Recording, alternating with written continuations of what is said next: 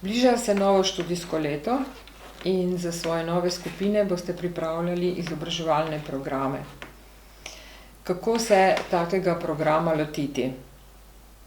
Izobraževanje je za starejše ljudi zelo pomembno, ker po mnogih raziskavah zdaj že vemo, da razvija zmožnosti, radovednost, odnose, spodbuja ljudi k izboljšanju vsakdanjega življenja in prispeva tudi k zdravju ljudi. Zato je zelo pomembno, da so programi dobro pripravljeni, da ljudi motivirajo, da spodbujajo njihovo aktivno udeleženost v različnih skupinah. No, in vprašanje se pojavi, kako se tega lotiti. Naša predpostavka je, da ste strokovnjaki za svoja področja, zgodovinarji, lingvisti, arhitekti. Ampak vprašanje je, kako v skupino prenesti znanje, ki ga imate na svojem področju. Ključno je, da ljudi spoznate. Namreč skupino, ki jo boste srečali v izobraževanju, bodo sestavljali zelo različni ljudje, z zelo različnimi željami, zelo različnimi izkušnjami. Mogoče bodo tudi zelo različno stari. Zato se najprej vprašamo, kaj bi študenti radi spoznali. Kakšne so njihove želje, šele na to začnemo razmišljati, katere vsebine bi bile primerne, zaželene, iz zornega kota nas kot strokovnjakov ali pa iz zornega kota neke znanosti. V naslednjih minutah bom predstavila nekaj modelov, ki govorijo o tem, kako si olajšamo delo pri načrtovanju in bomo spoznali faze v načrtovanju izobraževalnega programa. Ponavadi govorimo o 4 fazah. In sicer prva faza je ta, ko spoznavamo potrebe, želje, probleme, s katerimi se ljudje srečujejo in ki bi jih radi z izobraževanjem razrešili. Za izobraževanje odraslih je namreč značilno, da z znanjem, ki ga v procesu učenja pridobijo, želijo neke probleme razrešiti. Naslednja faza je nato priprava programa. Ko ugotovimo potrebe, namreč oblikujemo cilje, izberemo vsebine, sledi uresničevanje programa in nato evalvacija. Ta 4-stopenjska struktura se ponavadi imenuje andragoški ciklus.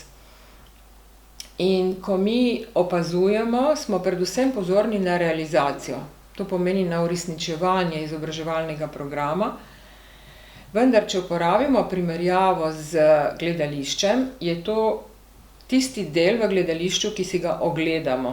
Udeležimo se predstave, na tej predstavi se imamo dobro in odidemo domov. Preden je predstava nastala, je bil udeležen avtor besedila, dramaturg, režiser in tako naprej. Ravno tako je pri izobraževanju. In naloga načrtovalca programa je, da se vpraša, kateri so tisti dejavniki, ki bodo ključno prispevali k kakovosti in k zadovoljstvu ljudi pri izobraževanju. Seveda je načrtovanje del širšega kulturnega okolja, tako da te 4 stopnje, ki smo jih prej omenjali, so vedno vključene v širši kulturni kontekst. Kaj to pomeni na praktični ravni?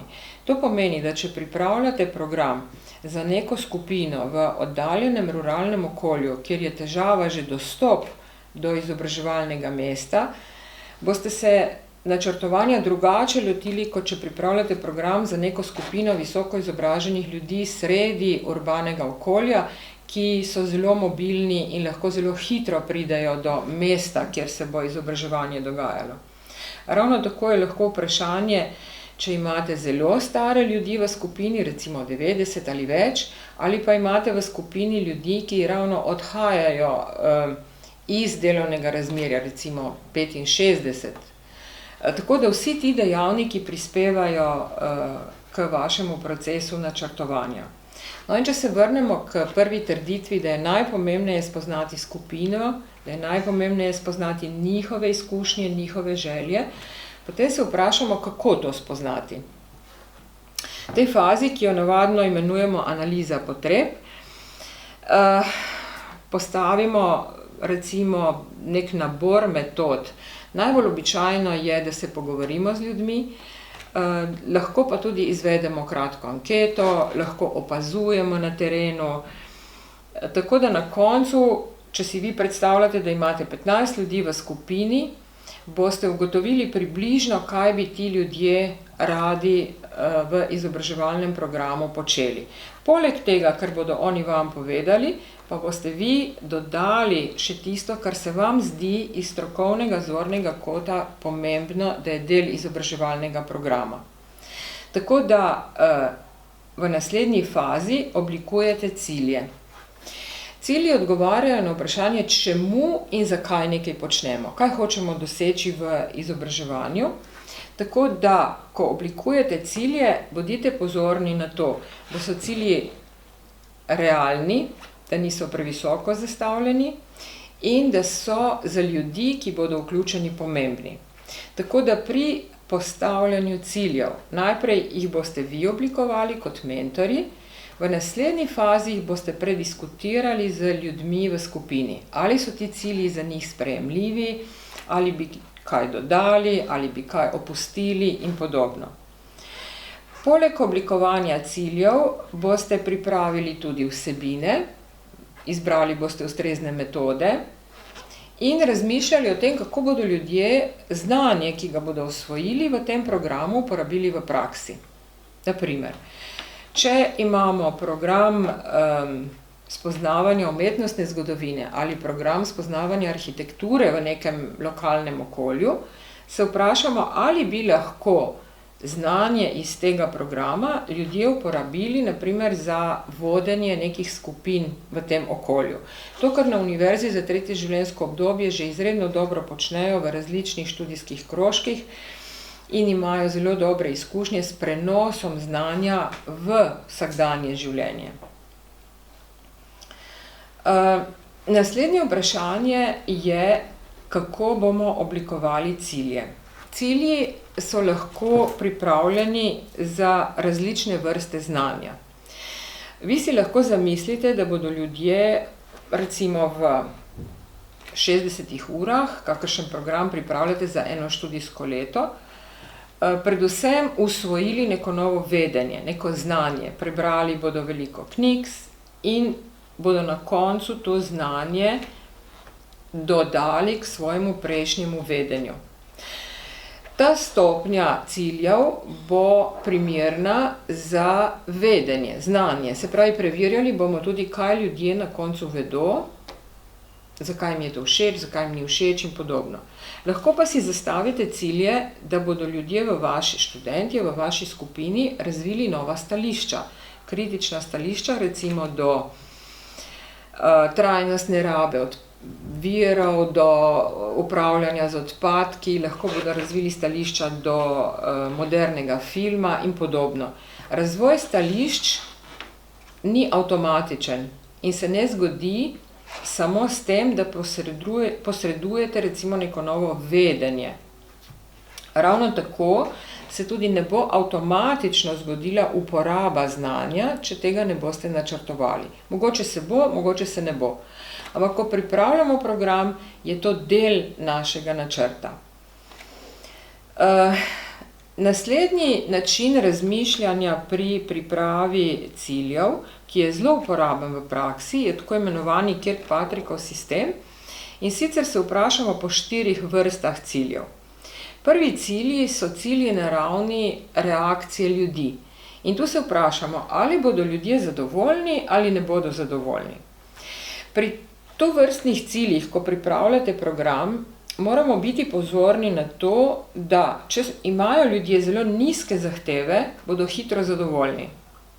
Če imajo ljudje zelo visoke zahteve, bodo kasneje zadovoljni. Tako da vam ta tip ciljev mogoče ne pove dovolj na koncu, ko boste preverjali, ali ste bili uspešni pri izobraževalnem programu ali ne. Druga stopnja ciljev so cilji na ravni izboljšanja nekih zmožnosti, znanja, veščin.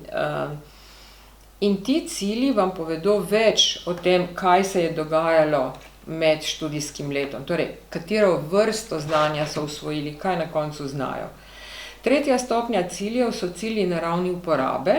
Torej, načrtujete cilje, da bodo študentje po zaključenem programu v enem študijskem letu na univerzi za tretje življenjsko obdobje zmožni nekega pogovora v tujem jeziku ali pa bodo zmožni reševati konflikte v nekem okolju, kar pač je vaša tema študija v študijski skupini. Na najvišjem nivoju so cilji, ki pomenijo socialno in lahko tudi ekonomsko uspešnost tistega, ki je udeleženec v izobraževanju. To pomeni, da lahko s tem znanjem posamezniki ali skupine delujejo v lokalnem okolju ali pa se recimo ponovno zaposlijo, postanejo aktivni na trgu dela. Naslednji element, do katerega moramo biti pozorni, je to, da ko načrtujemo izobraževalni program, načrtujemo vse te dejavnosti, poleg ciljev, vsebin in metod, ki bodo potekale v izobraževalnem programu. Poleg tega pa načrtujemo tudi tiste dejavnosti, ki bodo nastajale, se izvajale pred programom, tiste dejavnosti, ki bodo potekale vzporedno in tiste, ki bodo potekale po programu. Kakšne so te dejavnosti? Pred programom bo mogoče potekal nek proces svetovanja, lahko bo potekal nek proces motivacije, informiranja in podobno.